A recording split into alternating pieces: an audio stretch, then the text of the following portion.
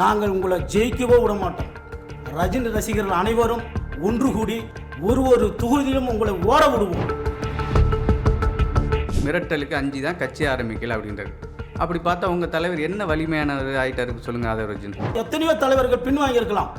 ரஜினிகாந்த் மட்டும் இதுவரைக்கும் பயந்து ஓடி ஒளிஞ்ச சரித்திரமே கிடையாது. விவாதத்துக்கும் ப்ரெஸ் மீட்டுக்குமே வித்தியாசத்தில் நீங்களும் ஒரு கொள்கை பரப்பு செயலாளர் வேறு இருக்கீங்க. ஒரு பிரஸ் மாட்டு கூட உன்னால கொடுக்க முடியும் யோகியதில்லை. நீ எப்படி ஒரு நாட்டை ஆளுவதற்கு தகுதியை நீ ஏன் சொல்லிக்கிற? கூட்டம்லாம் ஓட்டா மாறி சொன்ன காரணம் அவன் இந்த பொண்ணு ஓட்டுருக்கா இல்லை. ஆதவாரத்தின்னு ஒரு தீய சக்தி, செங்கோட்டையன் ஒரு தீய சக்தி, அதே போல நாஞ்சல் சம்பத்து ஒரு தீய சக்தி. இத்தனை தீய சக்தியை நீ வச்சுக்கொண்டு தமிழ்நாட்டை நீ எப்படி ஆளுவாய்? லைட்டை சுவிட்ச் ஆஃப் போட்டு இது வரைக்கும் எந்த தலைவனா பண்ணிக்கிறானா? சம்பாதிக்க எவ்வளையோ வழி இருக்கு. புனிதமான இந்த அரசியலை பயன்படுத்தாதீங்கன்னு. அதே போல 234 தொகுதியும் தோக்கடிப்போம்.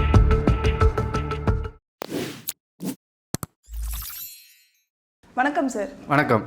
உங்களை பற்றி நம்ம ஒயிட் ஹவுஸ் நேயர்களுக்கு சொல்லுங்கள். என்னை பற்றி சொல்லணும்னா என் பேர் ரஜினி பாலா. நான் ரஜினி ரசிகர். என்னோடய சொந்த ஊர் கன்னியாகுமரி மாவட்டம். நான் கன்னியாகுமரி மாவட்டத்தில் பத்மநாபபுரம் நகரம்னு சொல்கிற நகரத்தில் தலைவர் மன்றத்தில் ஒரு பொறுப்பில் இருக்கேன். கிட்டத்தட்ட ஒரு 20-25 வருஷமாக தலைவர் மன்றத்தில் பயணிச்சுட்டு வரேன். என் நேம் ரஜினி வெங்கடேசன். விழுப்புரம் மாவட்டம் செஞ்சி ஒன்றியம் தேவதானப்பேட்டை கிராமம்.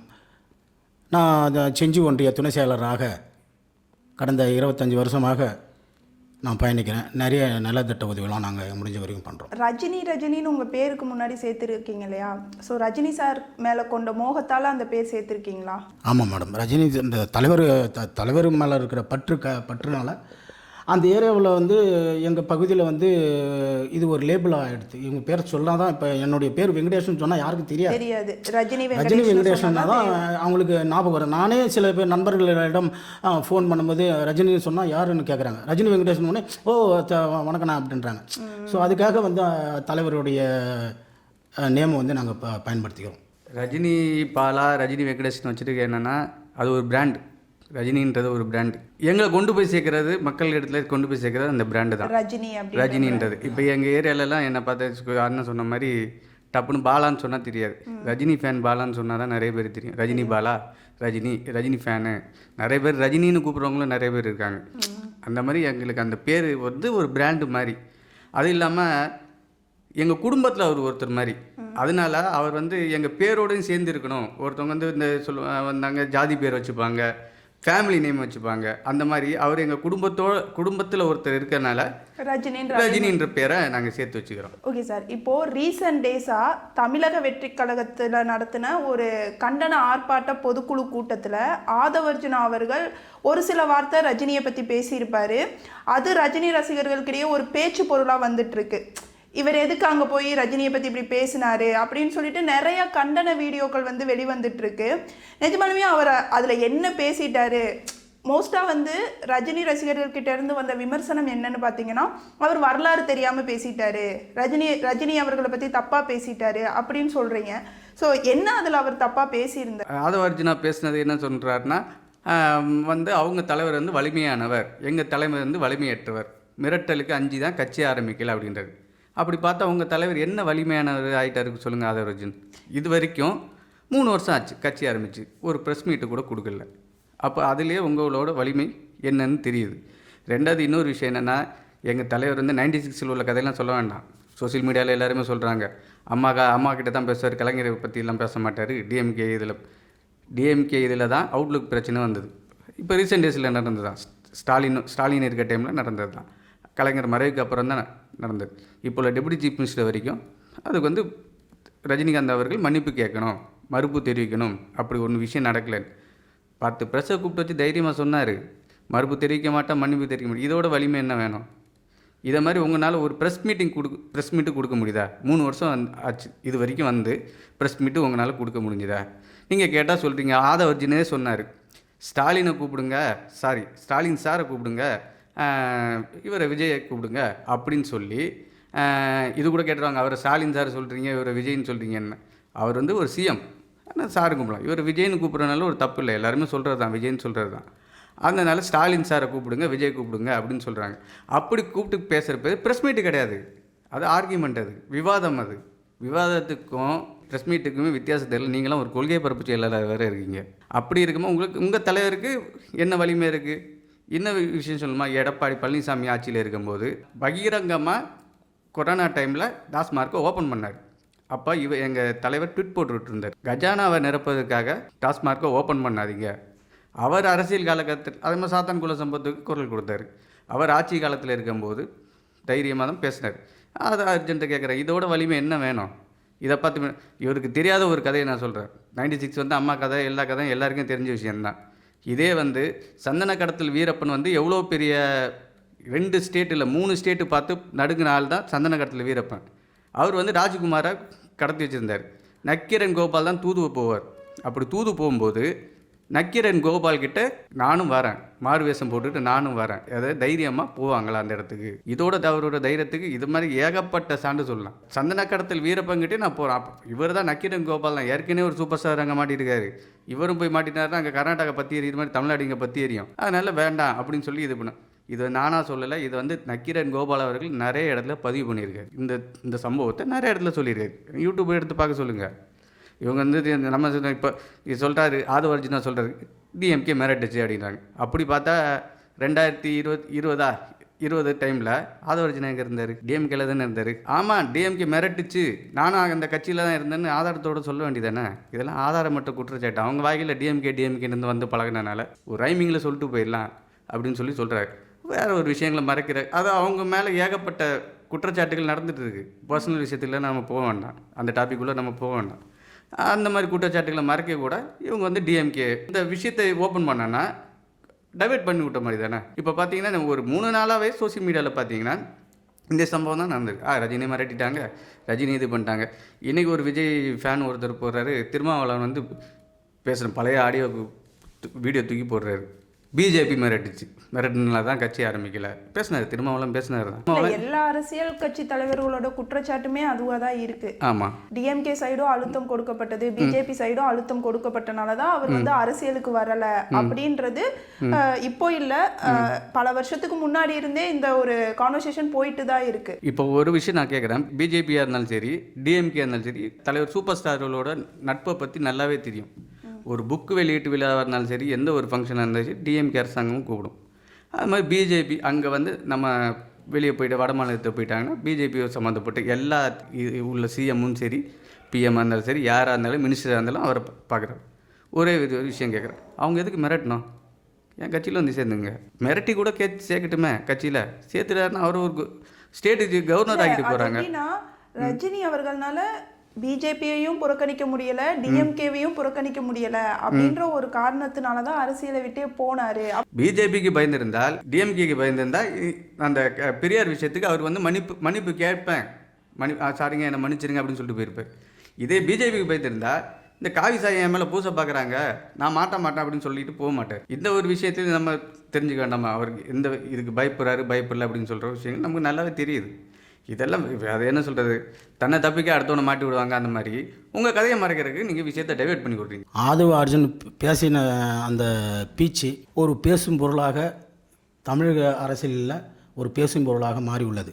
அதாவது அவர் அரசியல் நாகரிகம் தெரியாத ஒரு அரசியல்வாதியாக இருக்கிறார். முன்னால் பல அரசியல்வாதிகள் இருக்கிறார்கள். இப்படி ஒரு பேச்சை எந்த அரசியல்வாதியும் பேசியது கிடையாது. ஒரு வீட்டையே ஆள முடியாத ஒரு தலைவன் நாட்டை எப்படி ஆள முடியும்?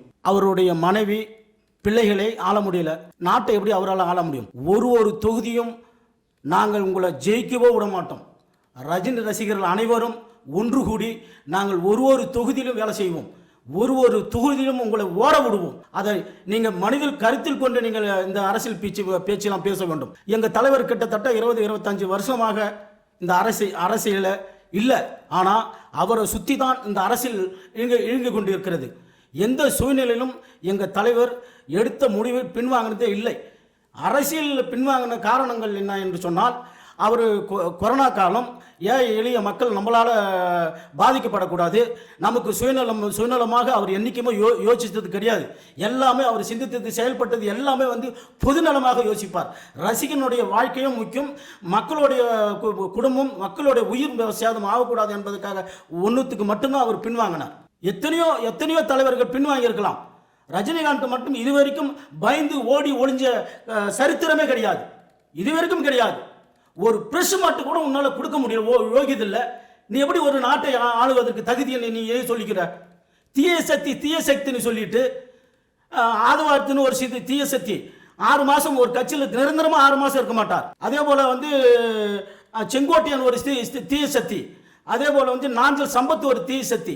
இத்தனை தீய சக்தியை நீ வச்சுக்கொண்டு தமிழ்நாட்டை நீ எப்படி ஆளுவாய்? இல்லை மேடம், தலைவர் என்ன நமக்கு அப்படியே பொங்கிடும். இல்லை, ப்ரெஸ் மீட் கொடுக்கலனா கூட மாநாட்டில் அவ்வளோ கூட்டத்துக்கு முன்னாடி விஜய் அவர்கள் என்ன சொல்லணுமோ அதை தெளிவாக அழகாக சொல்கிறாரு.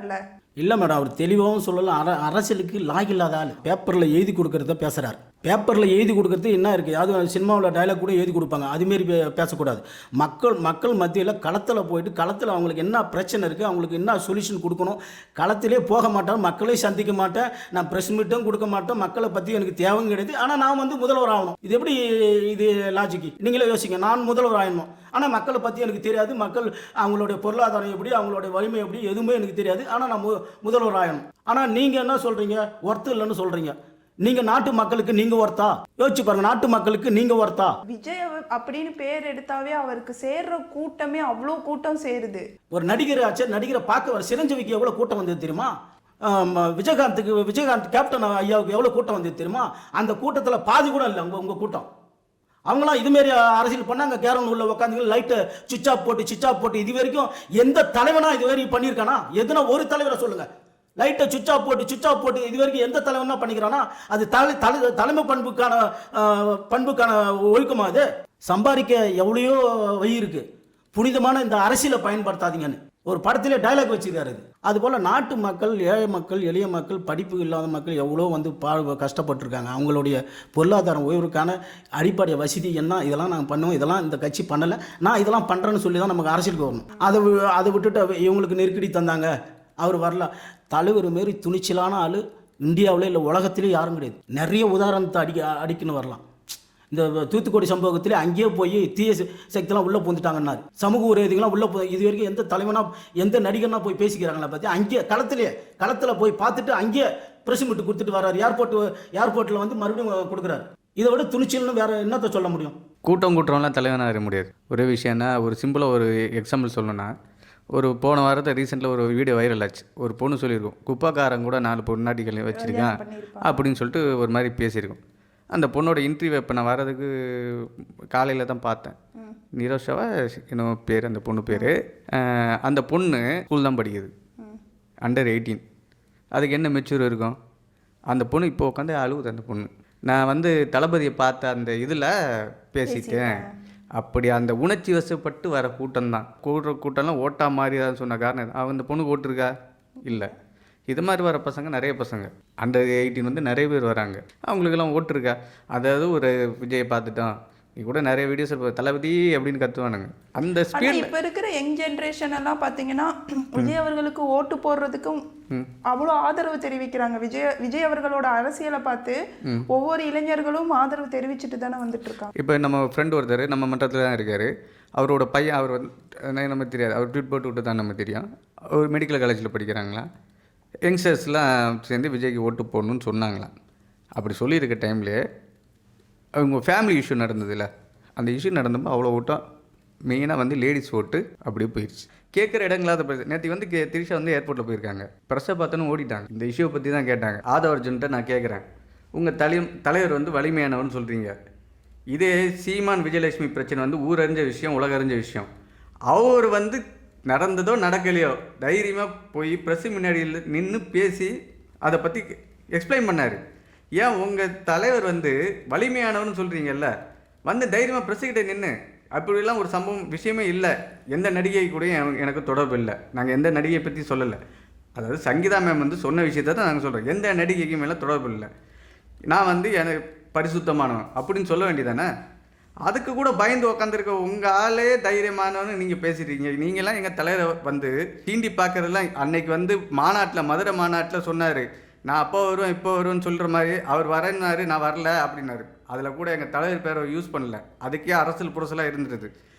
திரும்ப நீங்கள் எங்கள் தலைவரை சீண்டி பார்த்துட்டே இருக்கீங்க. ஏற்கனவே பட விஷயங்களை இப்போ அரசியலுக்குன்னு வந்துட்டீங்க. அரசியல்வாதியை ஒதுங்கிருங்க. இன்னும் சின்ன பசங்கத்தனமாக சினிமாத்தனமாக வந்து சண்டை போட்டுட்டு இருக்காதீங்க. நீங்கள் வந்து பேசுகிற விஷயங்கள்லாம் தப்பு. ஆதவர்ஜுன் நீங்கள் வந்து கண்டிப்பாக எங்கள் ரஜினி இன்றைக்கி ஆரம்பிச்சிட்டாங்க. மதுரையில் போஸ்ட் ஓட்ட ஆரம்பிச்சிட்டாங்க.